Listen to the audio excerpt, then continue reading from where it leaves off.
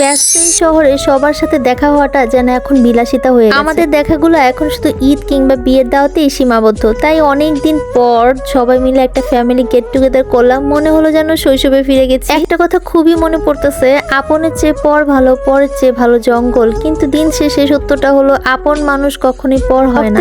টান এমন একটা জিনিস যা শত দূরত্বেও ফিকে হয় না। তাদের সাথে বেড়ে ওঠা খুনসুটি আর স্মৃতিগুলো সবসময় মনের গহীনেই থাকে। আজ আমরা গেট টুগেদার করেছিলাম অ্যাবাকাস রেস্টুরেন্টে। জায়গাটা কিন্তু বেশ নান্দনিক আর অ্যাস্থেটিক। এর আগেও একবার এসেছিলাম আমি আমার প্রিয় মানুষের সাথে, তবে আজকে আসাটা ছিল অন্যরকম একটা আনন্দ। অনেকদিন পর সেই চির চেনা মুখগুলো দেখে অনেক বেশি ভালো লাগতেছিল। আত্মীয় স্বজনের সাথে কত ভালো লাগা, কত মন্দ লাগা সময় কাটিয়েছি আমরা। একসময় সব ভুলেই কিন্তু আবার সবার সাথে মিলে যায়। এটাই মনে হয় আত্মীয় স্বজন একসাথে থাকার মূল টেক। যাই হোক, রেস্টুরেন্টটা কিন্তু অনেক বেশি সুন্দর। তোমরা যদি যাও তাহলে অনেক বেশি সুন্দর সুন্দর ছবি তুলতে পারবা। এই মেয়েটা কানে ফোন দিয়ে কি বলতেছে? পুচকে দেখে তো আমার মন একদমই ভালো হয়ে গেছে। ও তো আমাকে দেখেই বলতেছিল, ডার্লিং ডার্লিং এদিকে আসো, আসো ভিডিও করি, ছবি। এই যে দেখো, সে আমার মোবাইলে হ্যান্ড সাইন দিয়ে ভিডিও ছবি তুলতেছে। বাচ্চারা কেন যেন আমাকে অনেক বেশি ভালোবাসে, নাকি আমার ভিডিও দেখে আর আমাকে আদর করে। সো গাইস, তোমরা আমার আনহামনির জন্য অনেক বেশি দোয়া আর ভালোবাসা দিয়ে দাও, আর মাশাআল্লাহ বলে দিও অবশ্যই। একটু পরে সবাইকে খাবার দিয়ে দেওয়া হয়েছিল। গাইস, 2 রকমের ভেজিটেবল আর চিকেন ফ্রাই ছিল 2টা। কিন্তু গাইস,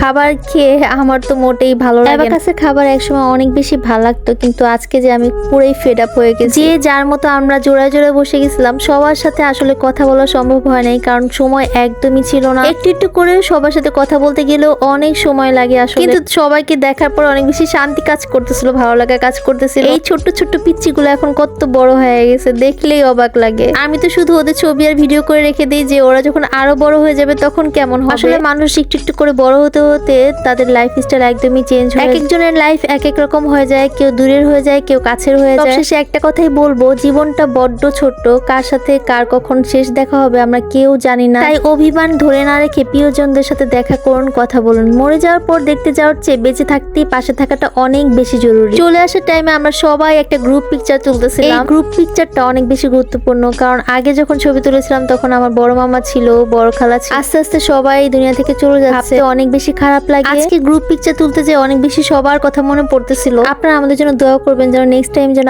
আবার আমরা সবাই মিলে এইভাবে করি পিকচার তুলতে, সবার একসাথে দেখা করতে পারি। গাইস, আমরা এখন সবাই যার যার মতো বাসায় চলে যাচ্ছিলাম। আর ওই যে দেখেন আমার ঢুঙ্গি বোন কিভাবে করে নেচে নেচে হেঁটে হেঁটে আসতে। স্টার প্লাসের নাটক দেখতে দেখতে সে একদম নায়িকা হয়ে গেছে। মাশাআল্লাহ, এই কিউট বেবিটাও বড় হয়ে গেছে। সে তো কারো কোলেই যায় না, তাকে আগে চেহারা চিনতে হবে, তারপরে সে তার কোলে যাবে। সবাইকে বিদায় দিয়ে বাসার দিকে রওনা দিচ্ছি। আর এইগুলো ছিল আমাদের আজকের ছবি। আমি কখনো এই ফ্যামিলির সবাইকে নিয়ে ব্লগ বানাই না, কিন্তু আজকে বানিয়েছি কারণ আমি চাই এই ব্লগটা সবার জীবনের স্মৃতি হয়ে থাকে। এই ব্লগটা বানাতে গিয়ে আমি অনেক বেশি ইমোশনাল হয়ে যাচ্ছিলাম, কারণ আগের মানুষগুলোকে অনেক বেশি মিস করতেছি। সবার কাছে দোয়া আর ভালোবাসা যাচ্ছি। সবাই আমাদের পরিবারের জন্য মাশাআল্লাহ বলে দিও। Thanks for watching, tata. আজকে ডেটটা ছিল 7 ফেব্রুয়ারি, শনিবার 2026।